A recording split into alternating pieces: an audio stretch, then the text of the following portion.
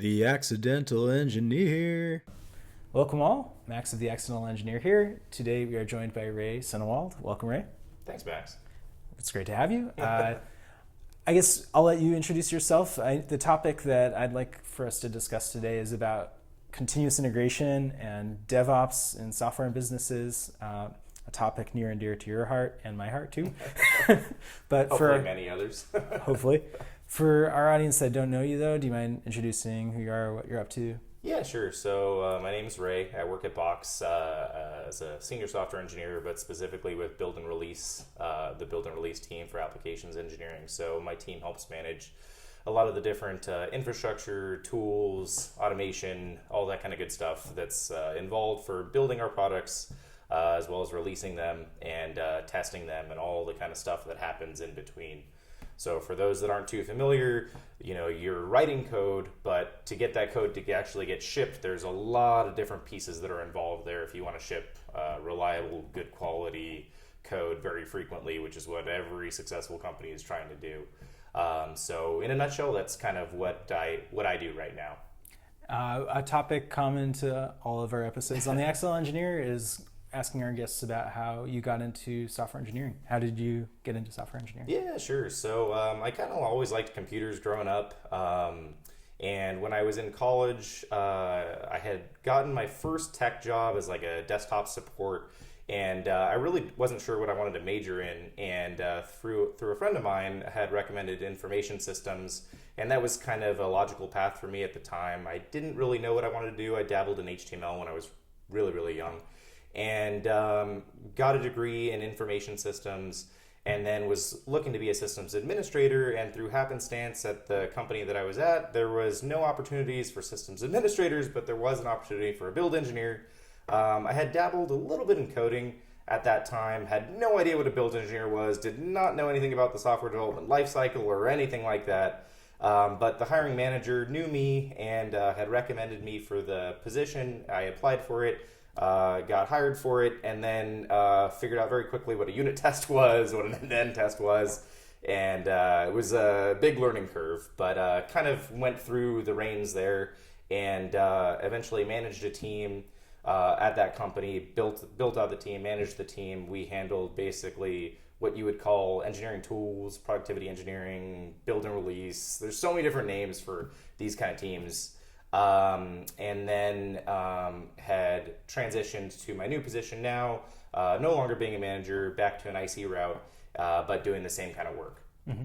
Fair enough. For drawing a concrete, metaphor between what the types of teams you've worked on in software engineering companies looks like, and maybe what a layperson who hasn't worked at a software company, what is build and release? Like why is this such a big deal, deserving of its own team?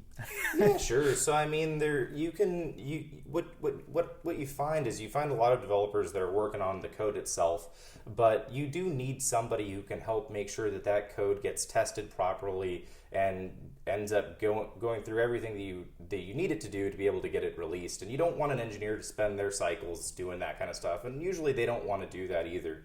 There's also a lot of different moving parts. There's QA, there's release management, there's every aspect of the development lifecycle you kind of need to be familiar with as a build and release engineer, because you're interacting with kind of every single piece of that. And not to say that a software developer doesn't or QA doesn't, but I think that's one of the things that I would say as a build and release engineer. You kind of have to know a little bit about everything, because you end up running tests that are QA's tests against the product, and you kind of have to know how to install the product to be able to test it. You got to know how the tests run to be able to run them. You got to be familiar with a systems administration background to be able to troubleshoot different kinds of issues.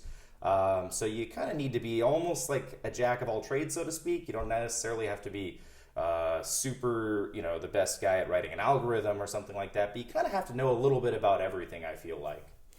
Over the years of your career, you've probably seen a lot of tools, maybe come and go, maybe some that have stuck around a while. Yeah, for sure. What are some of the traits of the software or tools that are ending up in your toolkit that you're optimistic about and really looking forward to seeing, very broad adoption among tech companies? Yeah, sure. So I think one of the things that a lot of, well, at least companies that I've seen have struggled with is being able to make sure that the way that a developer is testing their product on their local machine is the same as it is in production, getting it as close as possible to that. Like, I mean, it's almost cliche at this point, but the number of times I've heard it works on my machine.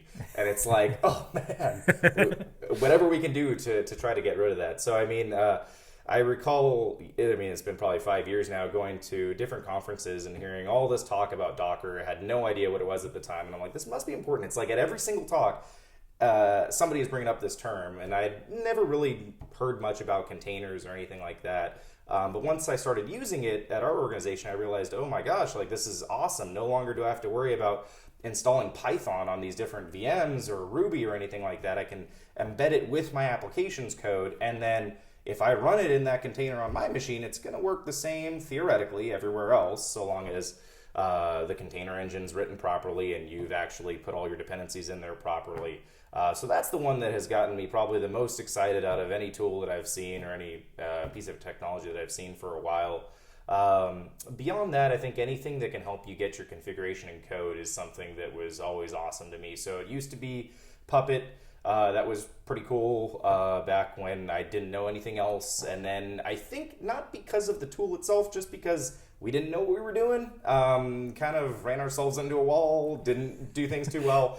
And then found other tools that could do the same kind of thing, but a little bit easier. So now other tools like Ansible are things that we've begun to adopt. That one's pretty awesome to me. Support's getting better and better. So my team handles Mac OS, Windows, and Linux. Our company builds products for all the different platforms. And so Ansible is a tool that can support all of those platforms to have all of your dependencies that you need on VMs into code, which is pretty nice.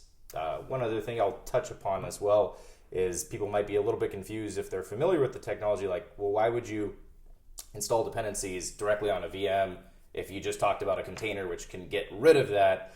The unfortunate reality is doing builds for iOS and for desktop applications, you kind of need the actual desktop operating system to be able to do those kinds of things. I don't know of a way of doing Xcode builds in Docker yet, or MS build or anything like that. Sure.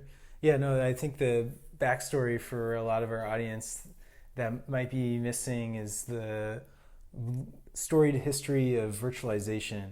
And this includes stuff like the invention of Java, for example. Java being a programming language that builds code to be ran by a virtual machine on top of an operating system, right, which is on top of hardware. Right. So Java, in a sense, or the JVM, in a sense, I guess it is a virtual machine, Java virtual machine. Right. But it's not quite the same as Docker in that it doesn't virtualize as completely what the runtime environment is of your software. So Docker, I guess it got announced or invented in a lightning talk. There was a Python conference where the speaker who ended up becoming the CTO of Docker the business demoed this technology running a Docker container in a lightning talk, which is supposed to be under 5 minutes. I couldn't imagine seeing that and trying to understand everything that's going on under the hood in that. I'll try to dig up a link to that video on YouTube because I'm sure it's there and add it on the show notes. But nice. It's pretty mind-blowing to think about the backstory of the tools you're just describing. For our audience that might not know about maybe the difference between what Puppet, Ansible, etc., these tools are that you describe, having used in the past and using currently, what's kind of the distinction between those tools? Why might somebody use one of those tools today that they might have used a different one previously? Yeah, sure. So I think one of the reasons why you might use some of the different tools, well, I guess it comes down to probably what's the most heavily adopted and what's kind of the easiest to use. So right now, when you compare certain tools, such as like Puppet and Ansible, I think it comes down to just the support they have, the kind of ecosystem, what other people have adopted. And I think when you're working in, especially a build and release role, and probably if you're working in any developer role specifically, I would imagine JavaScript more than anything, libraries and things are changing so fast. And so you want to stay on top of like what other people are working on. You don't want to work on a deprecated product. I haven't really used Puppet in quite a while, mainly because we just found that we could write all of our configuration in less amount of lines in Ansible, and so it was just easier for us to manage. If you could do the same code in less amount of lines and it's more readable, it's just going to be easier to manage. So that's why we had transitioned to that. I think so from the perspective of a user, if you're going to try to encapsulate all of your dependencies or be able to manage all of your dependencies, you want to try to find the simplest tool for the job. I mean, even beyond that, you're probably just trying to do that no matter what kind of software you're trying to write. And so there's different ways to solve that. And in the end, I think the important piece is just making sure that your environment when you're deving is the same as your CI environment, the same as your QA environment, staging, production. So whatever tool can really help you do that is probably the best tool for the job. And that's kind of the craze around containers. Is because it's an easy way to do that. You can encapsulate your code as well as all of the dependencies for your code, stuff that you would normally install on your actual computer itself can be installed on this image, and then that image can be shared across all these different computers. So if you needed to update a version of Python or add a new dependency, you're more than likely going to be able to push it to that image, and as long as everybody has that image, it's going to be the same on everybody's computer. You mentioned that there are certain software environments or destinations where you guys are building software to be run that are not amenable to being containerized or Dockerized. For example, iOS or desktop environments. Mimicking those environments isn't enough for, I guess, guaranteeing the quality of your software. Any nasty war stories about the disjunction between what works on someone's laptop and what doesn't work on a customer's laptop? I mean, just I've been in positions before where all of the VMs that we managed in CI were like manually modified, and so nobody knew what was installed on any of those things. And I mean, just when you've got a release that's ready to go out and you don't have an environment that you can really rely on, and you've got a lot of people breathing down your throat, it can be very, very interesting, to say the least, to make sure they do everything right. But I can't think of anything off the top of my head that stands out as like a big specific issue. More than anything else, just like the teeth grinding you do when you're solving the same problem over and over. You're like, oh, this environment's out of sync with this environment.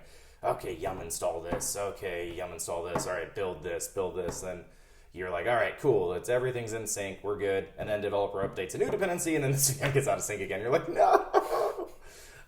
So I'd say more than anything else, like I said, for me going through not knowing anything with software development, I learned kind of the hard way with different things. And so I inherited a build environment at my first build engineering position where everything was manually modified. And so I was like, there's got to be a better way to do this. Like, I can't imagine everybody out there is just doing things through the UI and clicking around to get VMs to be cloned and things like that. So I think just because of necessity, I had figured out or started looking online for other people who have solved it. One thing I should definitely mention is I think what's important for anybody who's working in software, and I guess it can relate to anywhere in life, is like try to see if somebody else has solved your problem.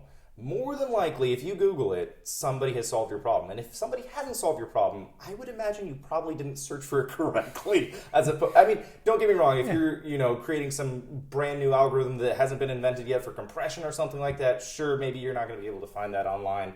But trying to integrate, or at least for my job, trying to integrate Jenkins with something like, or Git and Jira, somebody's probably already solved it, and you may think that you could do it better writing it yourself, but it can be difficult as well. Fair enough.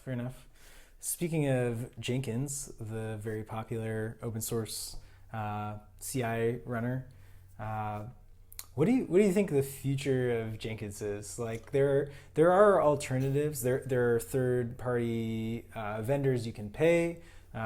who offer a web UI similar to Jenkins. But I'm curious what you think might be the future when it comes to test runners and CI hosting. Yeah, sure. So it seems like over the years, the trend has been even beyond CI hosting, just like with VMs themselves, have been going towards a hosted solution. And so, like, a clear example is the success of AWS. And I mean, that's like a perfect example. Whereas, I mean, I recall having our own data center for all of our own VMs, even physical servers at my old IT positions, and I couldn't imagine doing that anymore.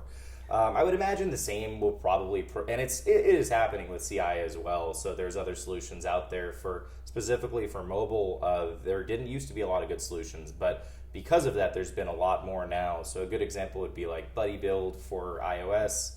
Apple just bought them, I think, a year ago. I think they're now shut down. Really? Where they previously supported both Android and iOS. Yes. They got acquired by Apple, and I think they shut it down entirely as a service. So Okay. There are vendors like Circle CI and Travis CI who also similarly offer iOS, macOS builds, but it's interesting you mentioned Buddy Build because there are no more. And so that's the other thing too. There are a lot of solutions out there, but I feel like a lot of them that I've done the research on at least are more tailored at solving one particular slice of the pie because there's so many different applications you can build and there's so many different ways you can do it. So Jenkins is kind of the Swiss Army knife. It can kind of do everything, but it can't really do anything that well, at least in my opinion. And I say that because not because it's not a well-made tool, but it's just it can do so many different things, and it's kind of like Perl, I guess. You can probably get it to do what you want, but not everybody's going to write it the same way. So it's very difficult if you have a large organization all writing different things to be able to manage it very well. But so I think the trend is going to continue on with that route. That being said, there's many organizations that want to host it themselves. I think they want to be able to have the control over things, and so from that perspective, I can imagine Jenkins is going to continue to live on. They have adapted as well, so they have Jenkins pipeline syntax now, which makes a lot of sense. Basically allows you to store your CI configuration as code with your repo, version it, all that good stuff. Prior to that, there were other templating solutions. Netflix has a really nice plugin called the Job DSL plugin, which basically allows you to have the old freestyle jobs in Jenkins, but configured in templates. And that worked pretty well as well. So when it comes to Jenkins, for example, but there are other ways to do this, how does Jenkins cope with the fact that your builds might not be on what Jenkins calls a Jenkins slave? Like, what if you need to drive builds on another system? Like, let's say you have Jenkins on AWS and you want to run builds on Azure or on Google Cloud. Like, is there a big leap that exists between using a self-hosted Jenkins and driving builds on some other hosting provider or build target? It's a good question, actually. So Jenkins has a hosted solution as well. I think it's their CloudBees. The CloudBees is the parent organization, so they have a hosted solution. You can host it yourself as well. You can. They have it. They have a Docker image published for it, so you can run it in some sort of orchestration with like Kubernetes or something like that if you want.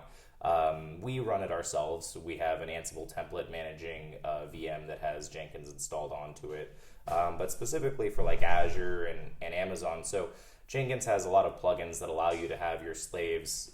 Basically, they treat it like a cloud, so you can have your slave cloud environment on Azure or Amazon or any provider you could probably think of. There's probably a plugin for it. There are some premier, or I guess officially supported plugins. So if you have the enterprise version, they have, I believe, an enterprise supported like Amazon integration, so you can have slaves on Amazon.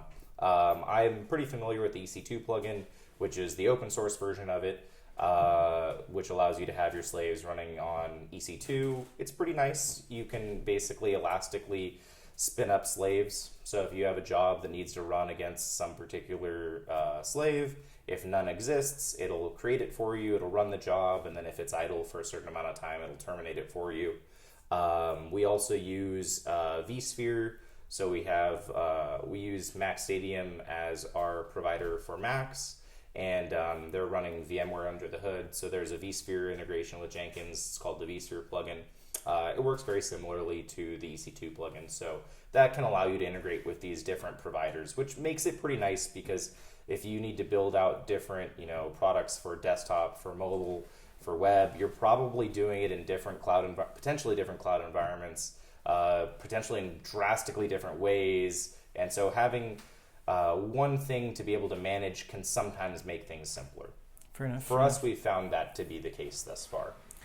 Are there any kind of broad, general, clever hacks that you can share with our audience that might be curious about best practices of, for example, you described using Mac Stadium for doing iOS builds, but maybe are there ways to make a build target a physical, phone that you might have on site, or are there clever ways to take things that are maybe being built remotely and build them on an ad hoc basis? Does that make sense? Yeah. Sure. So there's definitely a lot of tools out there that you can use. For example, there's AWS Device Farm, which can allow you to test on actual devices. You can also plug in your own devices. So this is kind of the advantage of running something like Jenkins on site. You can kind of plug and play however you want to do it. You can use an external provider for something. You can actually plug in physical devices. But I'd say, from my perspective, kind of best practices are doing everything you can to make sure that you have a clean environment that you're going to run your tests on. If you don't have that, I don't care how good your product is, I don't care how good your tests are, if you don't have the dependencies installed properly, you're not going to be able to run your tests. Or if you want to be able to have trust, you want your developers to have trust in their tests and in the environment that those tests are being run on. And if you can't provide them that, then they're just going to figure out ways of bypassing it, not running their tests, pushing their code in without tests. And that's pretty bad situation to be in. So an easy way to do that, if you are in the Docker world or a container world, is you can run your builds in a container and then throw away that container at the end of the build. This will do the best that you can to ensure that it's a clean environment. All your dependencies are installed at that time. You run your tests, you throw it away, so the next build doesn't reuse that environment. Mm-hmm. And then if you're on, Mac OS, what we do with VMware is we'll actually revert back to snapshot at the end of every build. And so then it's at least starting at the same in the same environment, in the same manner. The other thing I'd say is it's important as well, like I'd mentioned before, to have your development environment for the developers to be the same as possible as CI.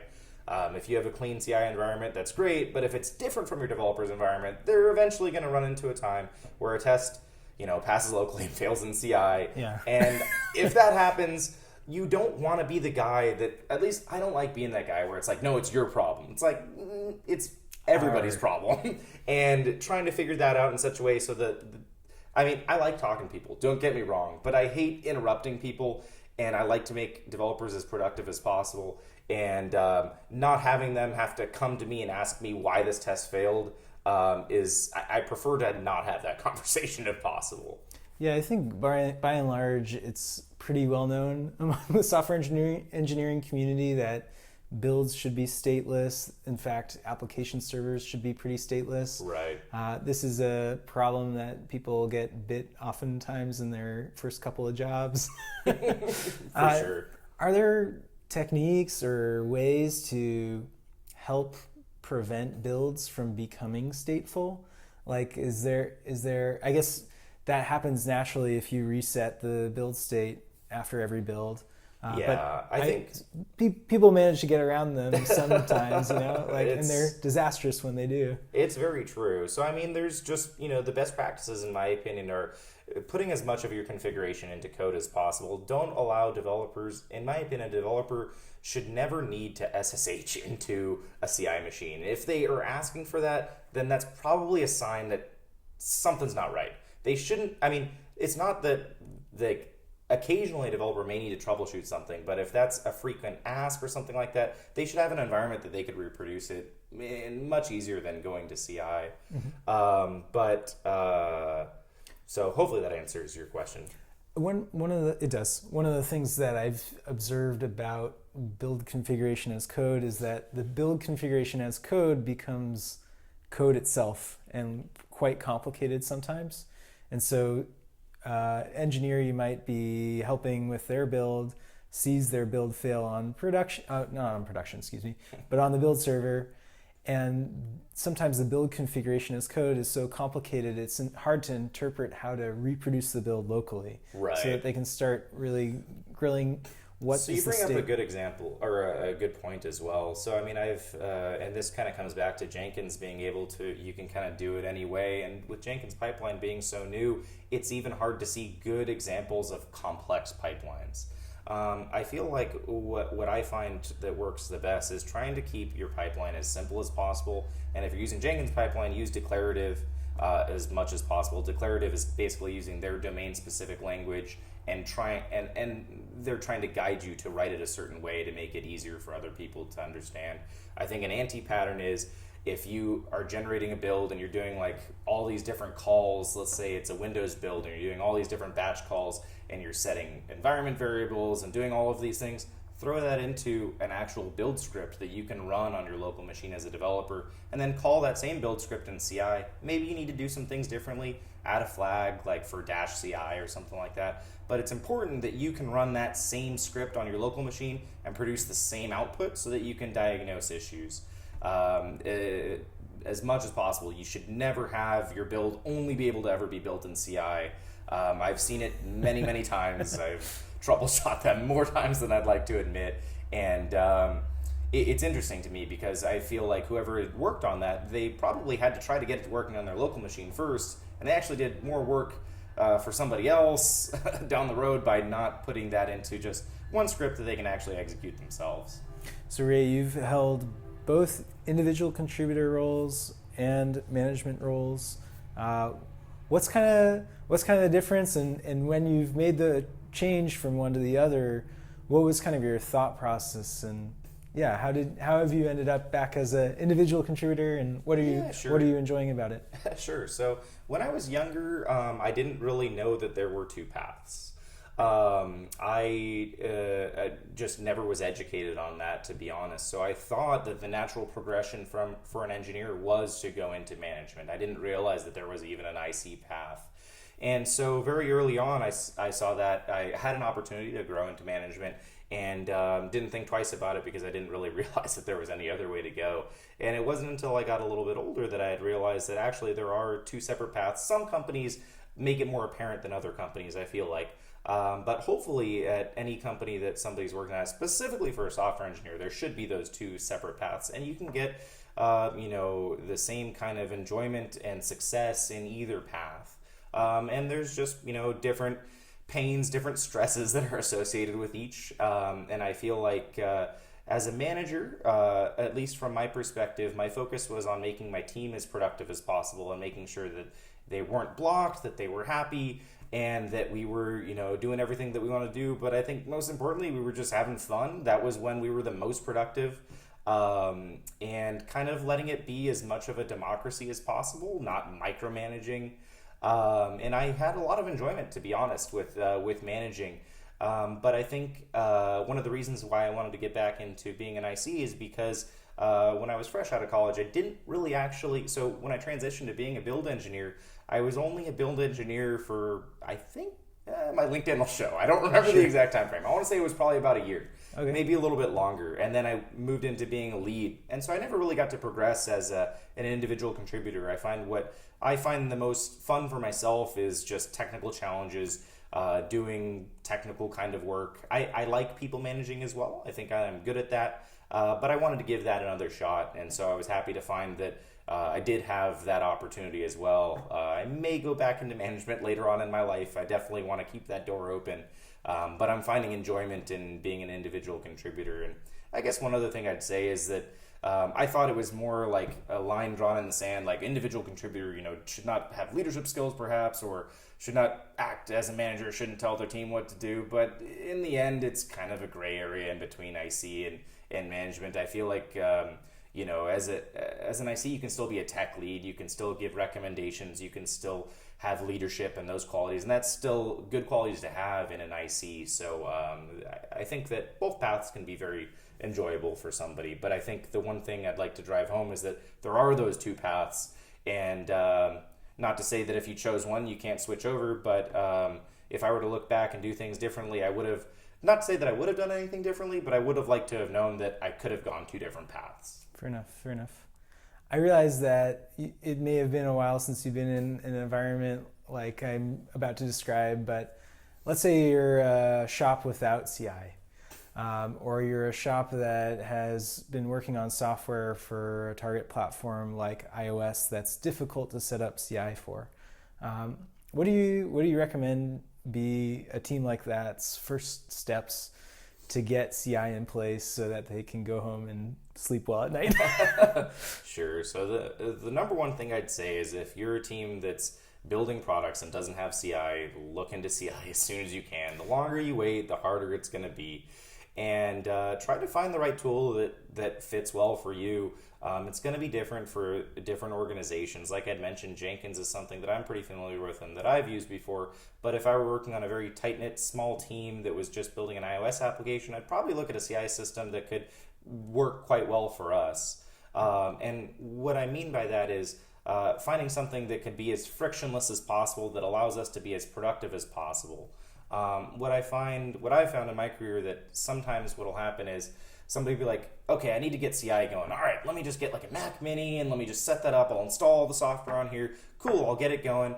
One important thing to remember is it's not just getting it set up and running it, but it's also maintainability.